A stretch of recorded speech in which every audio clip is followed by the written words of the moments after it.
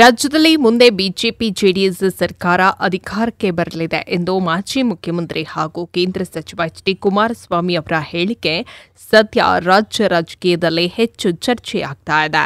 ಈ ಕುರಿತು ಉಪಮುಖ್ಯಮಂತ್ರಿ ಡಿಕೆ ಶಿವಕುಮಾರ್ ಅವರು ಪ್ರತಿಕ್ರಿಯಿಸಿದ್ದು, ಕುಮಾರಸ್ವಾಮಿ ಅವರಿಗೆ ಯಾವ ರೀತಿಯ ಪಂಚೆ, ಅಂಗಿ, ಜುಬ್ಬ, ಪ್ಯಾಂಟ್, ಮೇಲಂಗಿ ಬೇಕು ಎಂಬುದನ್ನು ಕಳಿಸಿಕೊಡೋಣ. ಮಾಧ್ಯಮದವರ ಕವಿಗೆ ಇದೆಲ್ಲವನ್ನ ನಾವು ನೀಡ್ತೇವೆ, ನೀವೇ ಅವರಿಗೆ ತಲುಪಿಸಿಬಿಡಿ ಎಂದು ಹೇಳಿದರು. ಕಮಲ್ ಹಾಸನ್ ನಟನೆಯ ಚಿತ್ರ ಕರ್ನಾಟಕದಲ್ಲಿ ಬಿಡುಗಡೆ ಸಂಬಂಧ 24 ಗಂಟೆಯೊಳಗೆ ಸರ್ಕಾರ ವಿವರಣೆಯನ್ನ ನೀಡಬೇಕು ಎನ್ನುವ ಸುಪ್ರೀಂ ಕೋರ್ಟ್ ನಿರ್ದೇಶನದ ಕುರಿತು ಮಾತನಾಡಿ, ಕಮಲ್ ಹಾಸನ್ ವಿಚಾರದಲ್ಲಿ ನ್ಯಾಯಾಲಯ ನೀಡಿರುವ ಆದೇಶವನ್ನ ನಾವೆಲ್ಲರೂ ಗೌರವದಿಂದ ಪಾಲನೆಯನ್ನ ಮಾಡ್ತೇವೆ.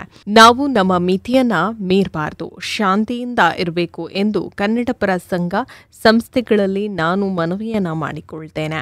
ಯಾರೂ ಸಹ ಕಾನೂನನ್ನ ಕೈಗೆತ್ತಿಕೊಳ್ಳಬಾರದು. ನಮ್ಮ ರಾಜ್ಯ ಶಾಂತಿಪ್ರಿಯ ರಾಜ್ಯ ಎಂದರು. ಅವರ ಅಭಿಪ್ರಾಯ ಹೇಳೋದು ತಪ್ಪಲ್ಲ.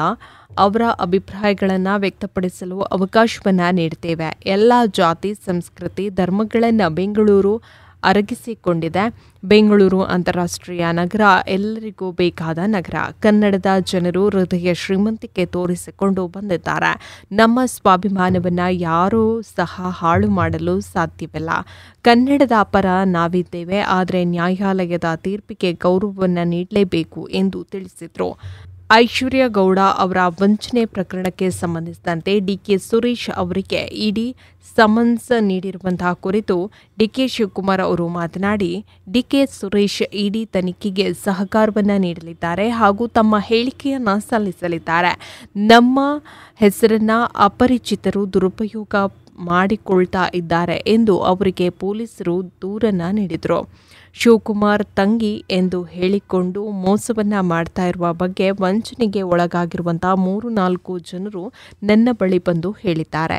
ಈ ಬಗ್ಗೆ ತನಿಖೆ ನಡೆಸಿ ಎಂದು ನಾವು ಸಹ ಹೇಳಿದ್ದೇವೆ. ಆದ ಕಾರಣ ನಾವು ಇಡಿಗೆ ಎಲ್ಲ ರೀತಿಯ ಸಹಕಾರವನ್ನು ನೀಡ್ತೇವೆ ಎಂದು ತಿಳಿಸಿದರು.